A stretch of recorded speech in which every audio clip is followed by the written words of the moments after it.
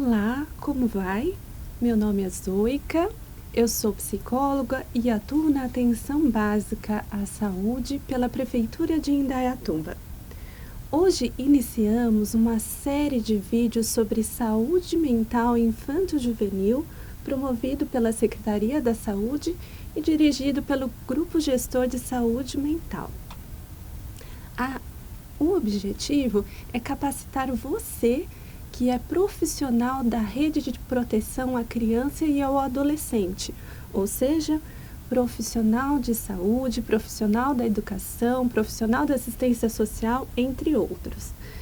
A ideia é apresentarmos temas relevantes nos tempos atuais, ajudá-los a refletir sobre eles e oferecer instrumentos que os habilitem a manejar os principais desafios em saúde mental na sua prática diária. Hoje conversaremos sobre comportamentos autolesivos na adolescência. O comportamento autolesivo é um fenômeno muito grave e complexo que tem aumentado muito nos dias de hoje, principalmente entre adolescentes. Não é nada fácil ser adolescente. É uma confusão total. Ele não é mais criança, mas também ainda não é adulto. E a sociedade muitas vezes cobra dele ser adulto. Fala, você já deveria saber disso, você já é um mocinho. Ou fala para ele, o coloca num lugar de submissão infantil, dizendo: obedeça, você ainda é criança, não sabe de nada. Então tudo é muito confuso para o adolescente. Ele se pergunta sempre: quem sou eu? Que valor que eu tenho? Qual é o meu lugar no mundo? Será que eu sou querido e amado? Será que eu pertenço a algum lugar ou a alguém?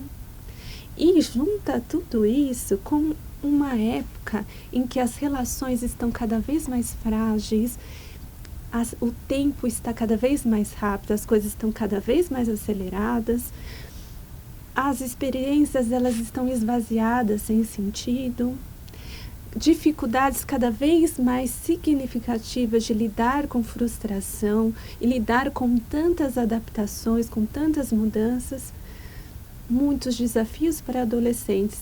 E já estava muito difícil, imagine com a pandemia, em que ficamos isolados e distanciados socialmente, perdas, medo, insegurança, falta de estimulação. Os adolescentes estão em um grande sofrimento. Atualmente estamos recebendo em nossos serviços de saúde muitos adolescentes com crises de ansiedade, quadros depressivos de moderado a graves, casos de tentativas de suicídio ou de ideação suicida e casos de alteração cognitiva, por exemplo, alteração de foco, alteração de memória e casos de comportamentos autolesivos. Vocês já viram que nós vamos ter muitas coisas para conversarmos, mas hoje nós vamos nos focar em comportamentos autolesivos. E o que são comportamentos autolesivos? Vocês devem conhecer como automutilação. Não seria automutilação? Para nós sermos mais precisos na nomenclatura, não vamos utilizar automutilação. Por quê? Porque a expressão mutilação, ela está mais ligada a cortes profundos, amputações, destruições de partes do corpo. O comportamento autolesivo, ele se refere a qualquer comportamento intencional envolvendo agressão direta ao corpo sem a intenção consciente de suicídio. Por exemplo, cortes superficiais no corpo, mordidas, arranhões na pele, bater partes do seu corpo contra a parede, queimaduras, enfiar objetos pontiagudos no corpo. Segundo o DSM-5, que é um Manual Internacional de Diagnósticos em Saúde Mental, para se configurar um comportamento autolesivo, a pessoa precisa ter praticado no mínimo 5 vezes o comportamento no último ano. Só para exemplificar, eu já atendi jovens que se cortavam nos braços, na barriga, nas pernas. Já atendi uma jovem que arranhava as suas pernas com as unhas de forma a deixar marcas nas pernas. E durante o pico da Covid-19, eu orientei muitas mães que estavam preocupadas com os seus filhos por baterem a cabeça na parede diante de frustrações. É importante destacar que, apesar da pessoa não ter a intenção consciente de suicídio, como eu falei na definição do comportamento autolesivo, ainda assim é um fator preditivo e um fator de risco para tentativa de suicídio. Por isso, nós precisamos estar atentos a esse comportamento.